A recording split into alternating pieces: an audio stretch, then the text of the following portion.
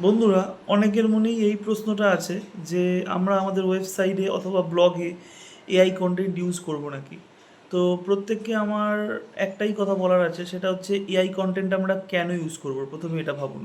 তো AI content যদি আমরা আমাদের ব্লগে বা আমরা ওয়েবসাইটের কোনো পেজে ইউজ করি, সেটা কি ইউজফুল হবে আমাদের ক্ষেত্রে? তো অবশ্যই বন্ধুরা, সেটা কিন্তু আমাদের ক্ষেত্রে ইউজফুল হবে না।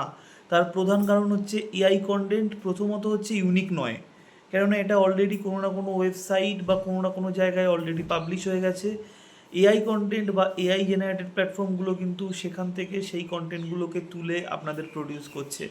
তো সেক্ষেত্রে এআই কন্টেন্ট ডাইরেক্টলি ইউজ না করাই ভালো। তার থেকে ভালো আপনি এআই থেকে আইডিয়া নিন, কন্টেন্ট জেনারেট করুন এবং তারপরে সেটাকে পাবলিশ করুন।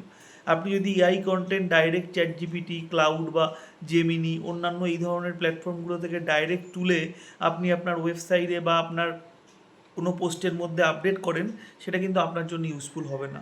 তাই জন্য আমি সবসময় বলি, আপনি সময় নিন, সময় নিয়ে নিজে কন্টেন্ট ক্রিয়েট করুন, কন্টেন্ট আইডিয়া এআই প্ল্যাটফর্মগুলো থেকে নিন, সেই হিসাবে কন্টেন্ট ক্রিয়েট করুন। আপনার তো আরও অন্যান্য মাধ্যম রয়েছে। আপনি গুগলে গিয়ে যদি লেখেন পিউপিল অলসো সার্চ বলে যে সেকশনটা রয়েছে, সেই সেকশনটা থেকে যদি আপনি আইডিয়া নিতে পারেন, সেটা কিন্তু আপনার জন্য আরও বেশি ভালো হবে।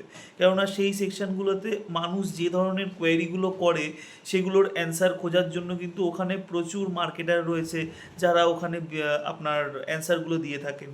তো সেগুলোকে ইউজ করুন, সেই ধরনের টার্মগুলোকে আপনি আপনার ব্লগে বা আপনার ওয়েবসাইটের কন্টেন্টে ইউজ করুন। এটা কিন্তু আপনার ক্ষেত্রে অনেক বেশি ইউজফুল হবে। তাই বন্ধুরা, এআই কন্টেন্ট ডাইরেক্ট ইউজ না করে একটু ঘুরিয়ে বা একটু এআই থেকে আইডিয়া নিয়ে বা গুগলের সার্চ স্নিপেট থেকে আইডিয়া নিয়ে এই ধরনের কন্টেন্টগুলো কিন্তু আপনি অনায়াসেই করতে পারেন। সেটা কিন্তু আপনাদের ক্ষেত্রে অত্যন্ত ইউজফুল হবে।